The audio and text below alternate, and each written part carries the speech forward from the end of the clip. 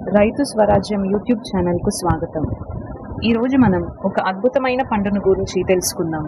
అదే మల్బరీ పండు. దీన్ని మల్బరీ అని కూడా అంటారు.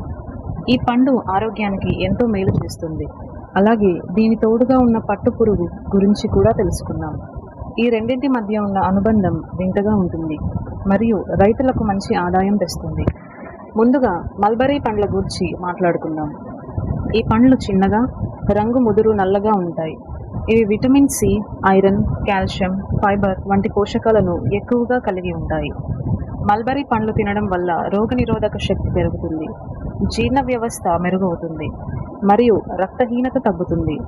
అంతేకాకుండా ఈ పండ్లలో ఉన్న యాంటీ ఆక్సిడెంట్లు చర్మానికి మంచిది, వృద్ధాప్య లక్షణాలను తగ్గిస్తాయి.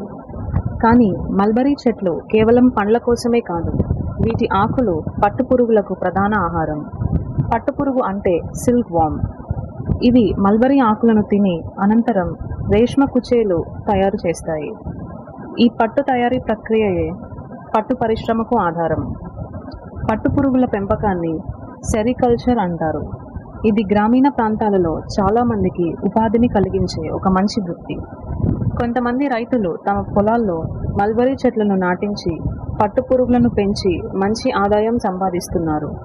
ఈ రంగాన్ని ప్రోత్సహించడానికి ప్రభుత్వం కూడా శిక్షణ శిబిరాలు, సబ్సిడీలు, మార్కెట్ సాయం అందిస్తోంది. మల్బరీ చెట్ల ప్రస్తుత కాలంలో చాలా ఈజీగా పెరుగుతాయి. ఇవి తక్కువ నీటితోనూ సరళమైన భూమితోనూ పెరుగుతాయి. ఒకసారి నాటి కొన్ని నెలల్లో పండ్లు ఇవ్వడం ప్రారంభిస్తాయి. సంవత్సరానికి అనేక సార్లు పండ్లు పండుతాయి. కాబట్టి మార్కెట్లో మంచి ఆదాయం పొందవచ్చు. ఇప్పుడు పట్టుపురుగు జీవచక్రం గురించి మాట్లాడుకుందాం. ఒక చిన్న గుడ్డు నుండి మొదలై పురుగుగా మారి మల్బరీ ఆకులు తిని తరువాత తన శరీరం నుండి రేష్మ త్రాడును ఉత్పత్తి చేస్తుంది. దీన్ని కుచేగా తయారు చేసి ఉత్పత్తికి పంపుతారు. ఈ రేష్మ దారాలు పట్టు చీరలు, దుస్తులు తయారీలో ఉపయోగపడతాయి.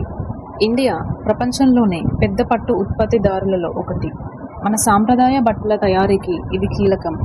కాబట్టి మల్బరీ సాగు మరియు పట్టుపురుగుల పెంపకం ద్వారా మన ఆరోగ్యాన్ని కూడా మెరుగుపరచవచ్చు, ఆదాయాన్ని కూడా పెంచుకోవచ్చు.